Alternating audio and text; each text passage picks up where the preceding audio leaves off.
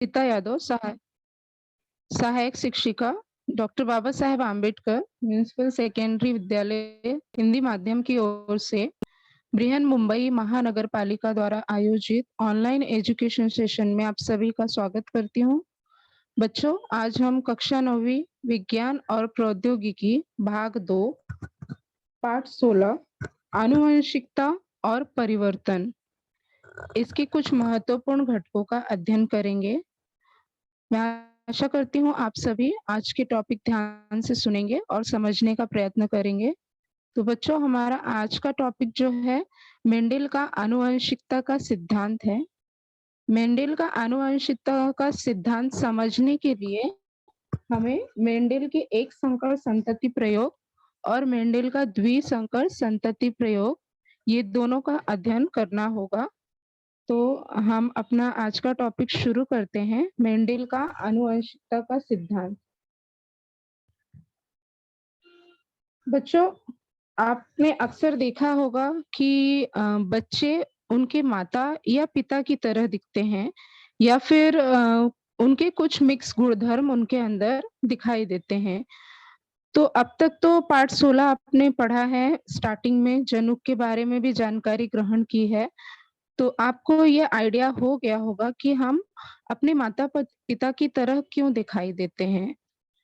ऐसा इसलिए होता है क्योंकि हमारे अंदर जो जनुकीय पदार्थ हैं, वो माता से आधे और पिता से आधे होकर के आते हैं।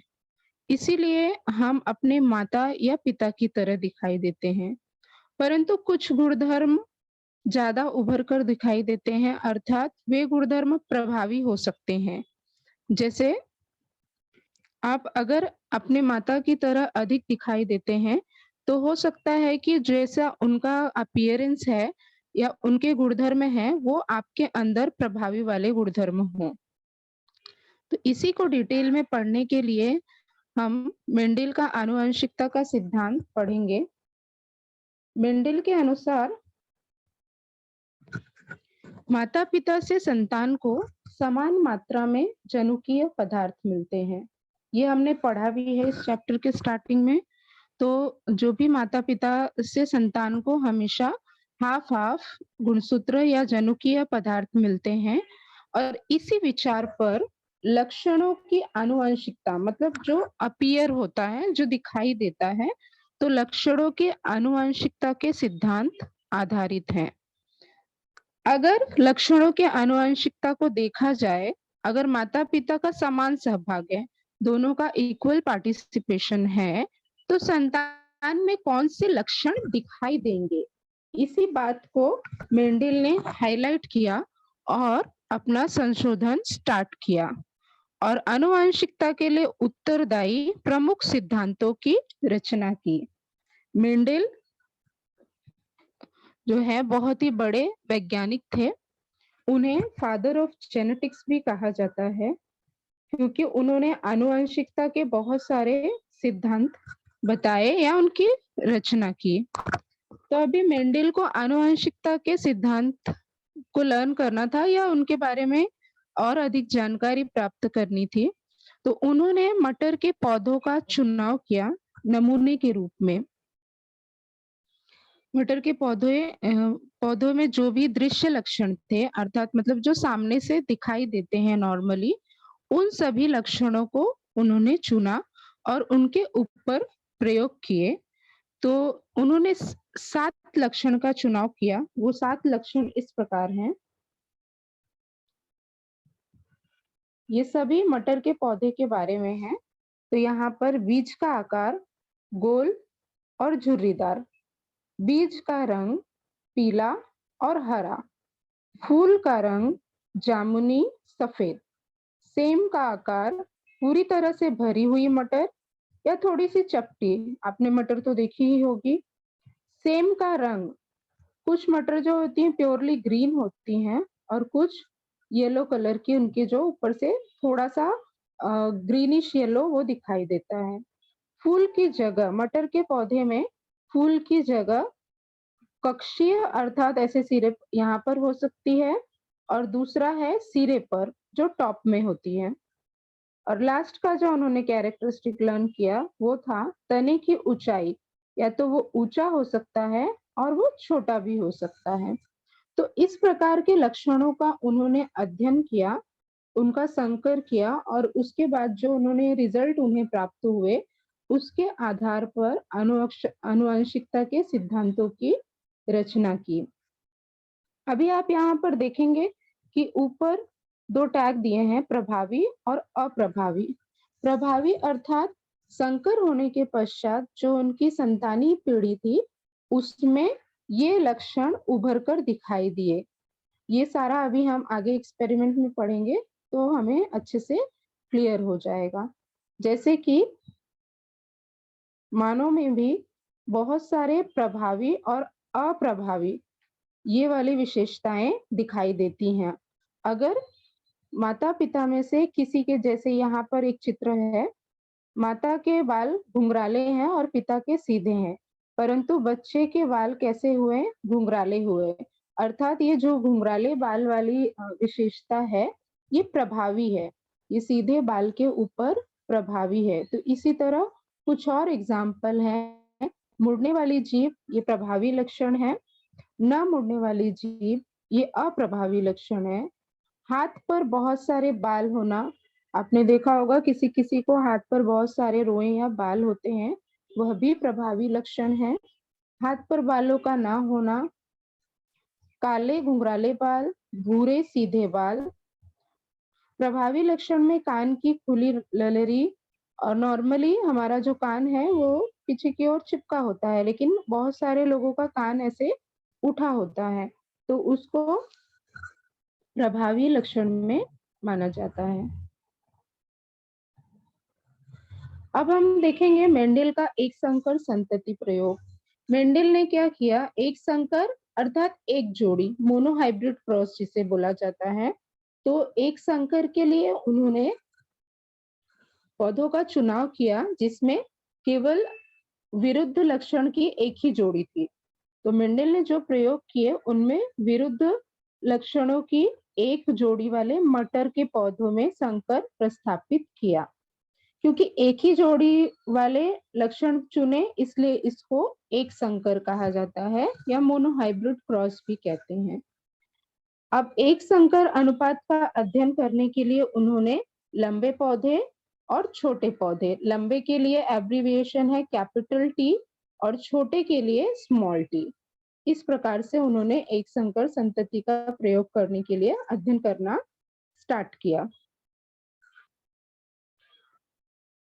लंबे और बौने पौधे का उपयोग संकर के लिए किया गया, क्योंकि स्टार्टिंग में लंबे और बौने पौधे ये दोनों पौधों का चुनाव किया गया, इसलिए इसे जनक पीढ़ी कहते हैं। ठीक है। और मेंडल ने लंबे पौधों को प्रभावी कहा, जो हमने अभी पहले देखा था। ऐसा क्यों उन्होंने कहा? जब उन्होंने एक संकर प्रस्थापित किया लंबे और बौने पौधों के बीच, तो लंबे और बौने पौधे जनक पीढ़ी हो गए, और उसके बाद जो उन्हें अगली संतानीय पीढ़ी मिली उसमें सभी पौधे लंबे थे, तो इसलिए वो लंबे जो हैं उनका प्रभावी गुणधर्म हो गया। और अगली पीढ़ी में सभी पौधे लंबे थे और बौने पौधों को अप्रभावी कहा, क्योंकि ये अगली पीढ़ी में दिखाई ही नहीं दिए। जो भी लक्षण माता पिता से अगली पीढ़ी में या संतान को दिखाई देते हैं वो हो जाते हैं प्रभावी लक्षण, और जो नहीं दिखाई देते हैं वे अप्रभावी लक्षण। इस प्रयोग को पेनेट स्क्वायर पद्धति से हम देख सकते हैं। अभी आगे हम देखेंगे कि पेनेट स्क्वायर पद्धति क्या है।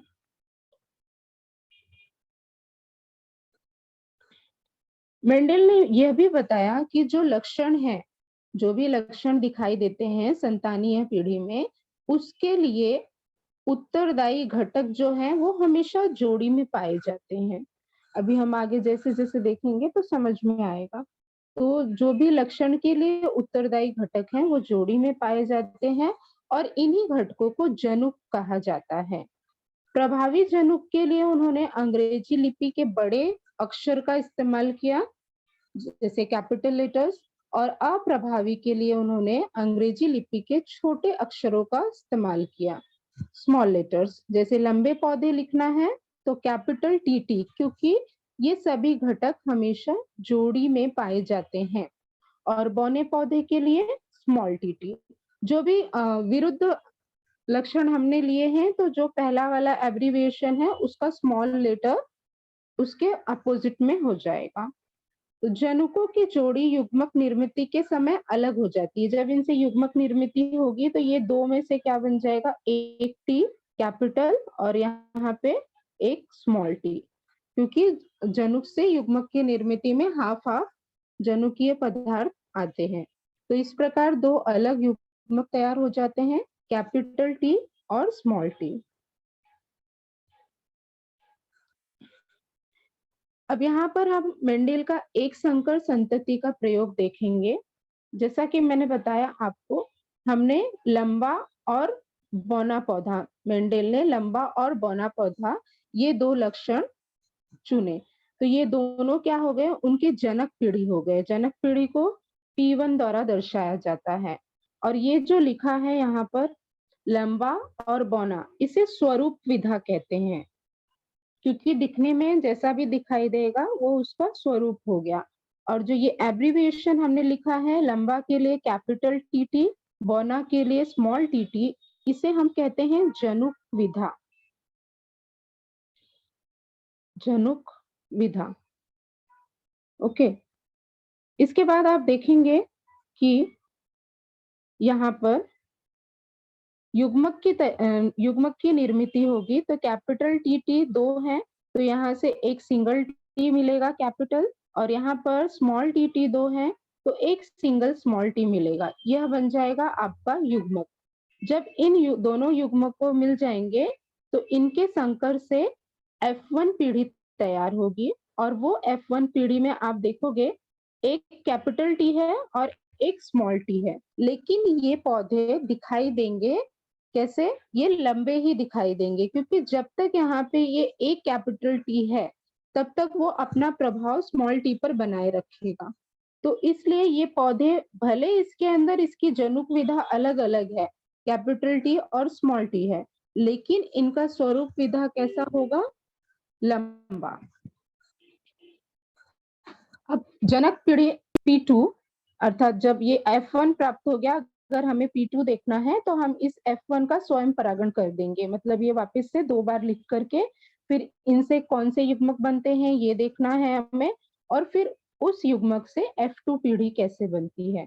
तो जब अगर आप इसको छोड़ दो, अब यहाँ पर ये हमारा जनक पीढ़ी हो गया, टी और टी, एक कैपिटल टी और एक स्मॉल टी।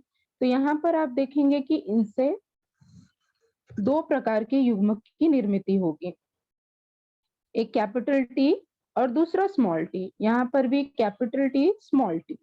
अब इन युग्मकों से F2 पीढ़ी बनेगी। इनका हम एक एक से संयोग करके देखेंगे। जब आप यहाँ से एक कैपिटल टी लेते हो और दूसरा कैपिटल टी, तो ये क्या बन जाएगा, दोनों ही कैपिटल टी है। फिर से इसे हम लेंगे सेकेंड वाले स्मॉल टी से, तो एक कैपिटल टी और दूसरा स्मॉल टी।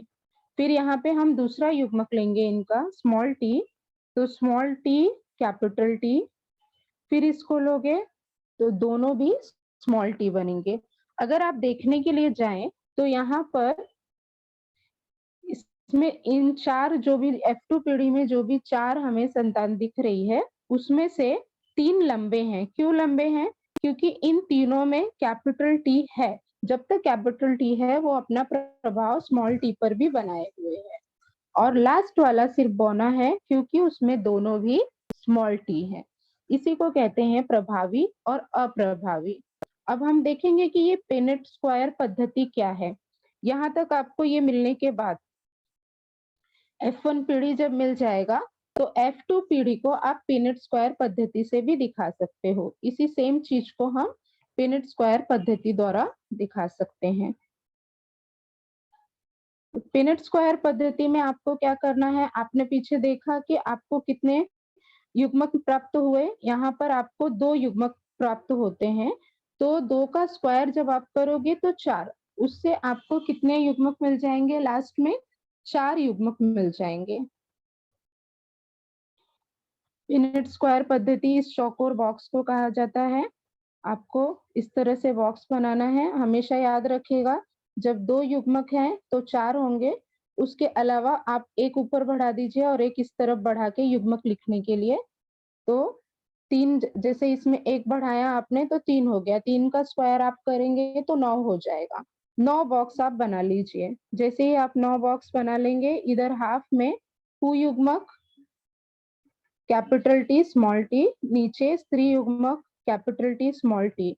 अब आप देखेंगे इस तरह से इसका क्रॉस यहाँ पर, तो ये हो जाएगा कैपिटल टी, फिर इसी को लेकर के यहाँ पर जाएंगे सेकेंड बॉक्स में, तो कैपिटल टी और स्मॉल टी नीचे आ जाएंगे हम। नीचे स्मॉल टी है, small T with first capital T, तो उसको हम ऐसा लिखेंगे।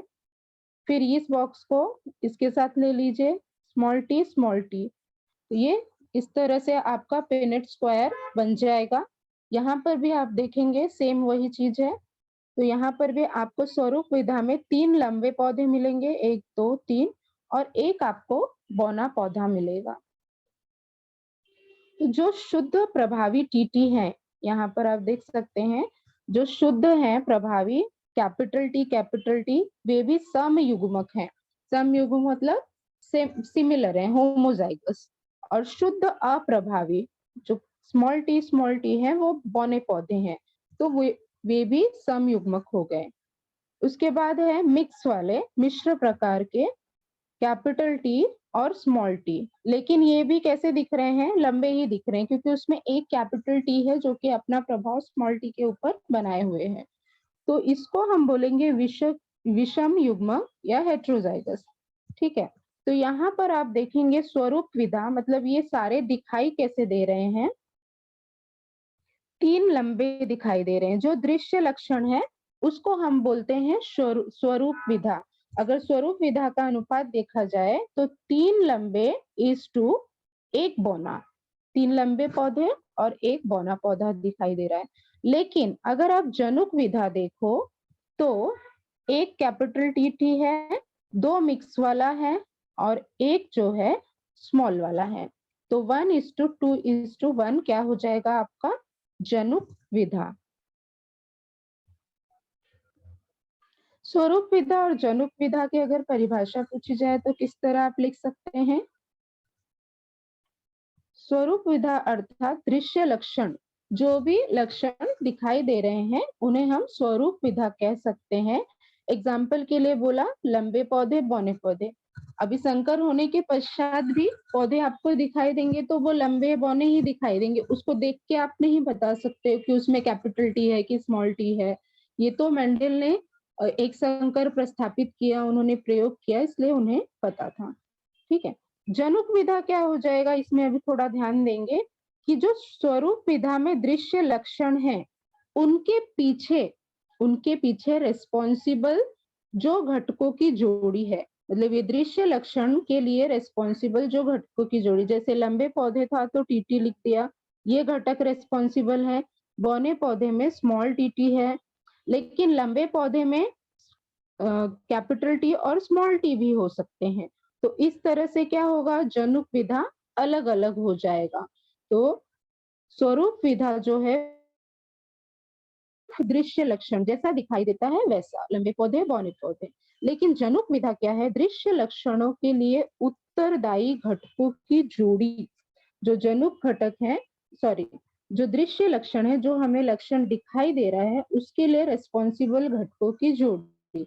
एग्जाम्पल के लिए जनक पीढ़ी, जो अभी हमने प्रयोग देखा लंबे पौधे और बौने पौधे में, जो स्टार्टिंग में जनक पीढ़ी थी उसमें लंबे पौधे अर्थात कैपिटल टी थे, इसलिए उनसे हमें एक ही प्रकार का युग्मक मिला कैपिटल टी। लेकिन जब लंबे पौधे और बौने पौधों का क्रॉस हुआ उसके बाद हमें प्रथम संतानीय पीढ़ी मिली। तो प्रथम संतानीय पीढ़ी में आपने देखा कि पौधे तो लंबे थे लेकिन उनका जनुक विधा क्या था, कैपिटल टी और स्मॉल टी।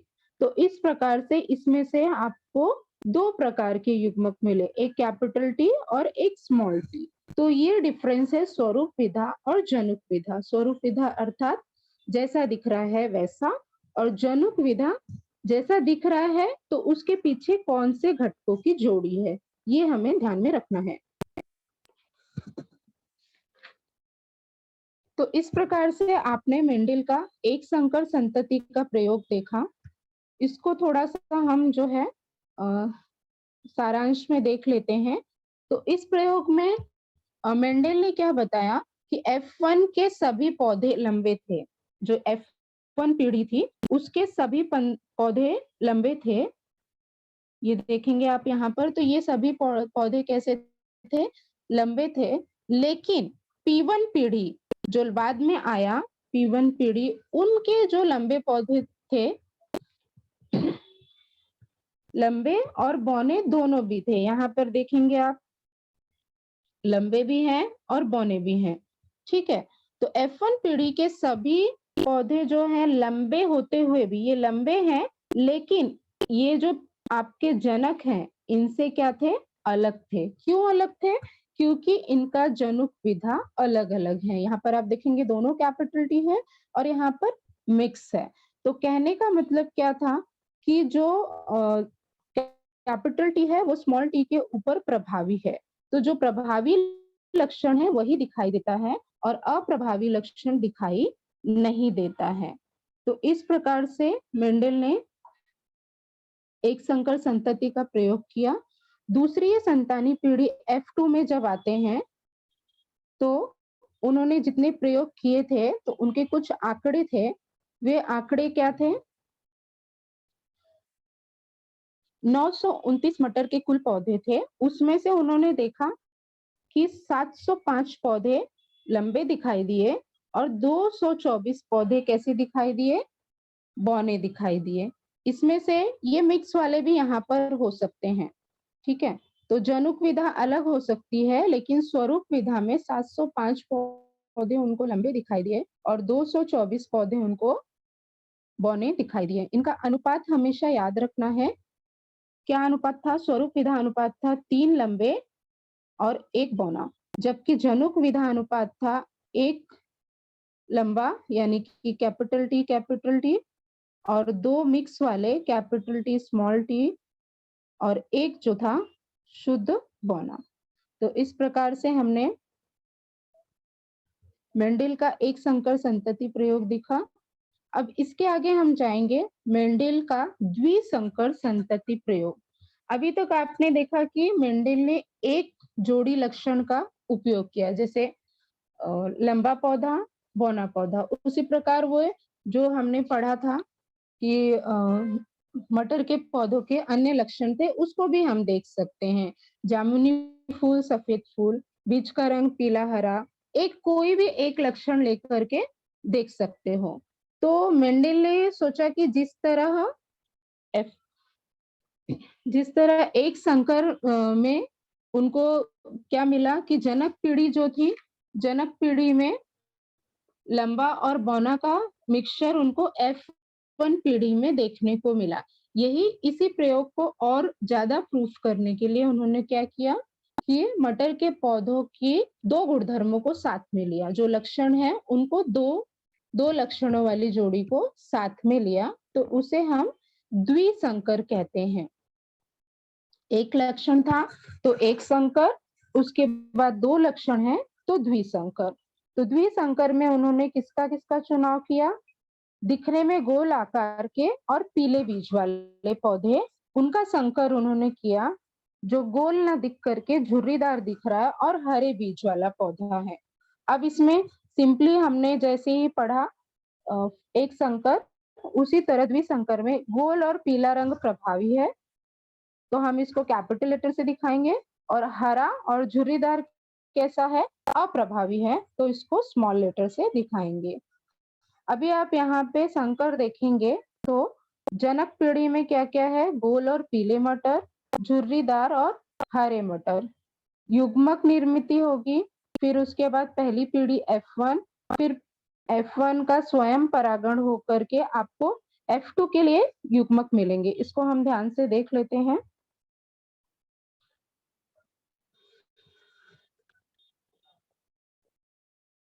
उन्होंने क्या कहा? गोल और पीला। अगर समझो गोल के लिए हम लोग आर लेते हैं तो 2 बार कैपिटल आर, 2 बार कैपिटल वाई, और दूसरा क्या था झुर्रीदार, इसका अपोजिट लेटर ले लेना है आपको, स्मॉल आर, और हरे के लिए स्मॉल वाई। अब यहाँ पर आप देखेंगे युग्मक निर्मिति में एक कैपिटल आर और एक कैपिटल वाई, और यहाँ पर आपका हो जाएगा एक स्मॉल आर और एक स्मॉल वाई। जब इनसे पहली पीढ़ी बनेगी इन दोनों को मिला करके, तो आपको देखने को मिलेगा capital R, capital Y, small Y. ये आपका क्या हो जाएगा गोल और पीला मटर। क्यों? यहाँ पर एक लक्षण में आप देखोगे जब तक एक कैपिटल आपको दिखाई दे रहा है तो वो प्रभावी वाला लक्षण हो जाएगा, तो ये आपको बना देगा गोल, और यहाँ पर कैपिटल वाई दिख रहा है इसलिए पीला। तो आपने देखा कि F1 पीढ़ी में आपको गोल पीले मटर मिले। यही देखने के लिए उन्होंने मेंडल ने द्विसंकर में 2 जोड़ियां ली, तो भी उनको यही देखने को मिला कि जो जनक थे उनका मिक्सचर हमें F1 में मिलता है। अब इसके आगे क्या करेंगे, F1 का स्वयं परागण करते हैं। तो F1 हमारा क्या था, R R Y Y, capital Y, small Y, इसका क्या कर देंगे स्वयं परागण कर देंगे। तो यहाँ पे आपको क्योंकि दो लक्षण की जोड़ी है तो 4 युग्मक प्रत्येक से मिलेंगे।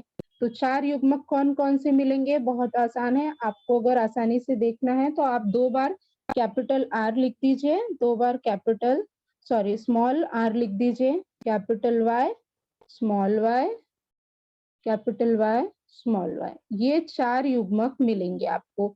इससे 4 युग्मक अलग और इससे भी इसी तरह 4 युग्मक मिलेंगे। तो ये आपके दूसरी पीढ़ी के लिए युग्मक आपको मिल गए। ये 4 स्त्री युग्मक और 4 पुयुग्मक मिलेंगे।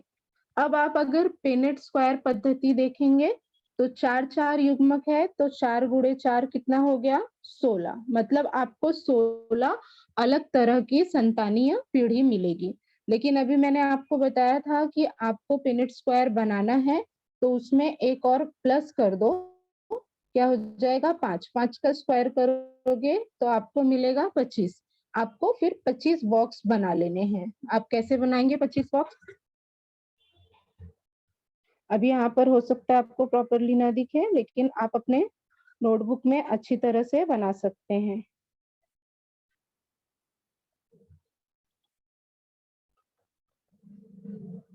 ठीक है, इस तरह से आपको 25 बॉक्स बना लेने हैं। फिर फर्स्ट बॉक्स में यहाँ पे ऊपर आ जाएगा पुयुग्मक, ये पुयुग्मक का संकेत है, और नीचे आ जाएगा स्त्री युग्मक। ठीक है, तो आपने अभी देखा आपको 4 प्रकार के युग्मक मिले, वो चारों युग्मक लिख देने हैं हमें। बहुत आसान है, अगर आप वहां ध्यान नहीं दोगे तो भी आपको लिखने की ट्रिक पता हो जाएगी। एक बार कैपिटल आर लिख, 2 बार यहाँ पर कैपिटल आर लिख दो, 2 बार स्मॉल आर लिख दो, फिर capital Y, small Y, capital Y, small Y. यहाँ पर भी सेम यही युग्मक आ जाएंगे, R Y, small R, small Y. अब हमें देखना है, अब हमें इस पेनेट स्क्वायर को क्या करना है, भरना है। तो आप एक एक लेंगे, जैसे मैंने ये बॉक्स कंसीडर किया तो इसका इन सबसे संयोग होकर ऊपर, इन सबसे संयोग होकर के क्या मिलेगा, तो मैं पहले ये ले लूंगी और ये। तो यहाँ पर आप देखेंगे 2 कैपिटल आर है और 2 कैपिटल वाई है। सेकेंड में आप जाएंगे 2 capital R, capital Y, small Y. फिर थर्ड में आप जाएंगे capital R, small R, capital Y, capital Y. Fourth में जाएंगे, हमेशा आपको यहाँ से एक लीजिए और उनका इन चारों के साथ संयोग करके उसके नीचे के बॉक्स में लिख दीजिए, capital R, small R, capital Y, small Y. ये आपका फर्स्ट वन हो गया। अब हम सेकेंड देखेंगे, इसको लिया है मैंने जो ग्रीन कलर से मार्क किया है। तो ये बॉक्स का फर्स्ट दोनों आपको दिखाई दे रहा होगा, कैपिटल आर आर है, capital Y, small Y. Next capital R, small y। उसके आगे आप बढ़ेंगे, कैपिटल आर, कैपिटल Y और यहाँ पे है स्मॉल y। फिर नेक्स्ट आएंगे आप फोर्थ में, कैपिटल R, स्मॉल r और दोनों है small y। Now third one blue से मार्क किया है, बहुत आसान है, जब आप लिखेंगे तो आपको समझ आ जाएगा। कैपिटल R, स्मॉल r और दोनों है कैपिटल Y। फिर यहाँ पे हम देखते हैं एक कैपिटल R, स्मॉल r, एक capital Y, small y। Third one ले लेते हैं कैपिटल, दोनों भी यहाँ पर देखेंगे आप स्मॉल r है और दोनों कैपिटल Y है। Last one small r, capital Y, small y। अब हमारा बचा है लास्ट वाला ले लेते हैं, ग्रीन से मार्क किया है, capital R, small r, capital Y, small y। फिर second one capital R, small r और दोनों भी हैं small y। Third one small r, capital Y, small y। Next one small r, capital Y। तो ये आपका बन गया पिनेट स्क्वायर। अगर अभी आप इसमें देखेंगे कि आपको कितने गोल और पीले दिखाई दे रहे हैं, तो आप अगर काउंट करना चाहें गोल और पीले कब होंगे, अगर एक भी कैपिटल R है और एक भी कैपिटल Y है तो वो सब क्या हो जाएगा, गोल और पीला। तो हम देखते हैं इसमें कितने हमें दिखाई दे रहे हैं, एक, ये भी गोल पीला है, दो गोल पीला है, ये भी गोल पीला है, तीन, ये भी गोल पीला है, चार, यहाँ पर भी आप देख रहे हैं कैपिटल R और एक कैपिटल Y मिल रहा है, पांच हो गए। ठीक है, यहाँ पर आप देखेंगे कि स्मॉल y है, इसलिए ये गोल पीला ना होकर के गोल हरा हो जाएगा, तो इसको स्किप कर देते हैं। ये एक कैपिटल R है और एक कैपिटल Y है, ये भी दिखाई देगा, यहाँ नहीं दिखाई देगा। फिर नेक्स्ट हम देखें, यहाँ पे भी है 7, 8 और यहाँ नीचे आप देखेंगे कैपिटल R और कैपिटल Y दिखाई दे रहा है 9। तो इस प्रकार से आपको 9 गोल और पीले जो है संतानीय पीढ़ी में या दूसरी पीढ़ी में दिखाई देंगे। अब सेकेंड ऑप्शन क्या, सेकेंड लक्षण क्या हो सकता है, झुर्रीदार और पीला, जिसका हमने क्रॉस किया था, पहले हम वो देख लेते हैं। अब झुर्रीदार चाहिए मतलब स्मॉल r आ जाएगा, तो स्मॉल r दोनों भी होना चाहिए, तो दोनों भी स्मॉल r कहाँ पर हमें दिख रहा है, यहाँ पर दिख रहा है, एक ये स्मॉल r और पीला है, यहाँ पे एक कैपिटल है तो ये भी हो जाएगा, दो हो गए, यहाँ पर फिर आप देखेंगे ये तीन हो गए, तो आपको झुर्रीदार और पीले तीन मिल गए। अब इसके बाद आप क्रॉस करके देखेंगे गोल और हरे मटर, गोल और हरे मटर, तो गोल के लिए हमें कैपिटल R चाहिए और हरे के लिए हमें दोनों भी स्मॉल y होना चाहिए, सिंपल है, एक और ये दो हो गया और आपको मिल जाएगा यहाँ पर ये तीन हो गया। उसके बाद आप हरे झुर्रीदार देखोगे, एक लास्ट वाला ये बचा है आपका, दोनों सभी आया गया है। तो ये पिनेट स्क्वायर जब आप करेंगे सॉल्व तो आपको पता चलेगा। यहाँ पर आप देख सकते हैं जो अभी हमने ड्रॉ करके सीखा वो पूरा यहाँ पर दिया गया है। इसी को जो हमने गोल पीले 9 देखे, फिर पीले झुर्रीदार 3, गोल हरे 3 और हरा झुर्रीदार 1 देखा, इसका अनुपात हो गया 9:3:3:1। तो ये आपका हो गया स्वरूप विधा अनुपात। जबकि अगर आप जनुक विधा देखने जाओ, जनुक विधा अर्थात उसके घटक कौन कौन से हैं, तो देखिए आपको किस प्रकार दिखाई देगा, ये भी बहुत सिंपल है। आर, कैपिटल R, ये देखो ये एक दिखाई देगा, फिर ये वाले दो दिखाई दे रहे हैं आपको। इसी तरह अलग अलग जो जनुक विधा हैं मिक्स वाले कैपिटल R और Y ये आपको 1 यहाँ पर मिला, 2, ठीक है? इस तरह से जो जितने जनुक विधा हैं इसमें, वे अलग-अलग अनुपात में दिखाई देंगे और उनका अनुपात जब देखोगे आपको यहाँ पर दिखाई देगा 1 अनुपाते 2 अनुपाते 1 अनुपाते 2 अनुपाते 4 अनुपाते 2 अनुपाते 1 अनुपाते 2 अनुपाते 1। अगर आप इन सबको ऐड करोगे तो आपको 16 मिल जाएगा। मतलब ये 16 जो नए आपको संतानी पीढ़ी प्राप्त हुई दूसरी पीढ़ी की, ये 16 के 16 आपको मिल जाएंगे। अगर आपको ये लिखने में कठिनाई हो रही है कि इसको कैसे लिखना है, तो ये भी हम देख लेते हैं।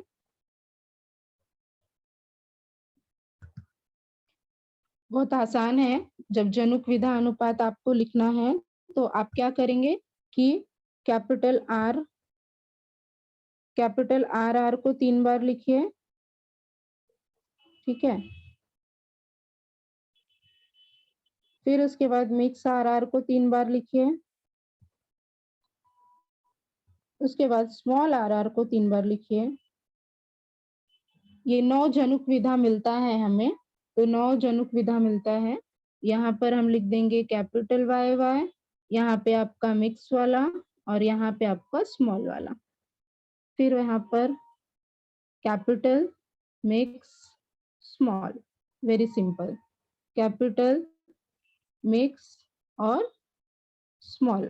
तो ये 9 के 9 जनुक विधा मिलेंगे। जब आप सर्च करोगे, ये आपको 1 मिलेगा, ये आपको मिलता है 2, ये मिलेगा आपको 1, ये मिलता है आपको 1, सॉरी ये आपको 2 मिलेगा और ये मिक्स वाला आपको मिलेगा 4 और ये मिलेगा 2, 1, 2 और 1। इस तरह से आप काउंट करोगे तो आपको आपके द्वितीय पीढ़ी के पूरे 16 के 16 मिल जाएंगे।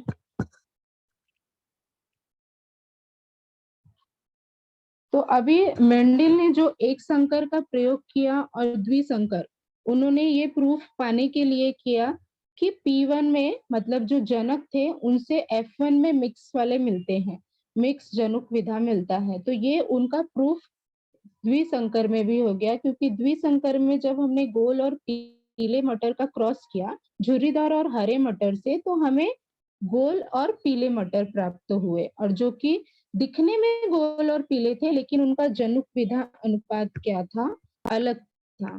तो इसमें उन्होंने क्या कहा, जैसे अभी हमने गोल के लिए आर लिखा और पीले के लिए वाई लिखा, तो हर जोड़ी का प्रतिनिधित्व कौन करता है, एक प्रकार का लेटर करता है, ऐसा मेंडल ने बताया। तो उनके निष्कर्ष के आधार पर जो उनको अपेक्षा थी वो उन्हें प्राप्त हुआ। और यहाँ पर क्योंकि 4 प्रकार के युग्मक थे, तो 4 प्रकार के युग्मकों से हमें लास्ट में कितना संतानीय पीढ़ी मिला, 16 अलग अलग संतानी पीढ़ी मिले। तो इस प्रकार से हमारा जो है द्विसंकर संतति प्रयोग था। आप इसे बनाकर लर्न करेंगे तो आसानी होगी, ठीक है? किसी बच्चों को कुछ डाउट है तो पूछ सकते हैं। आज का हमारा टॉपिक इतना ही था, मेंडल का एक संकर संतति प्रयोग और द्विसंकर संतति प्रयोग, जिसके आधार पर उन्होंने मेंडल का आनुवंशिकता का सिद्धांत जो है उसकी रचना की।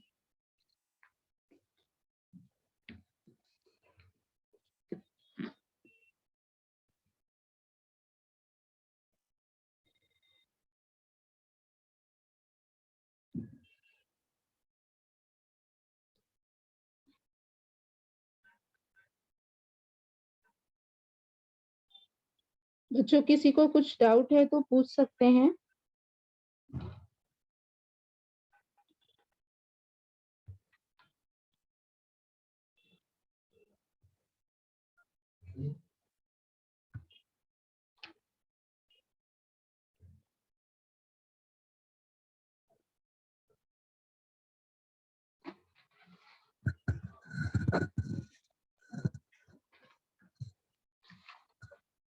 हेलो धीरज सर।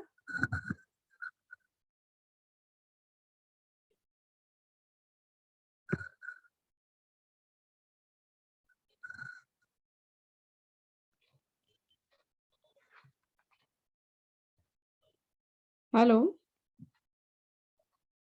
सर टॉपिक खत्म हो गया है आज का।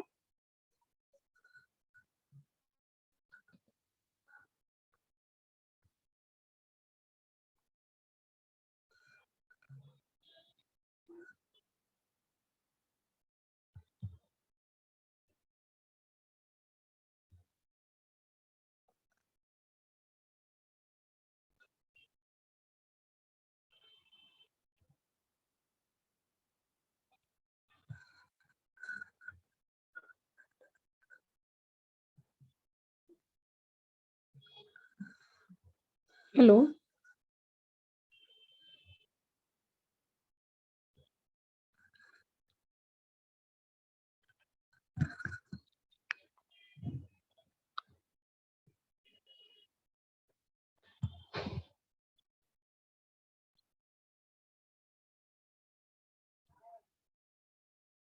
सर टॉपिक हो गया है आज का एंड।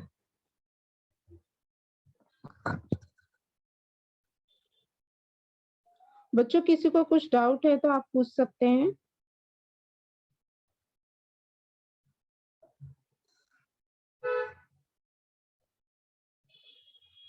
बोलो समीर बेटा।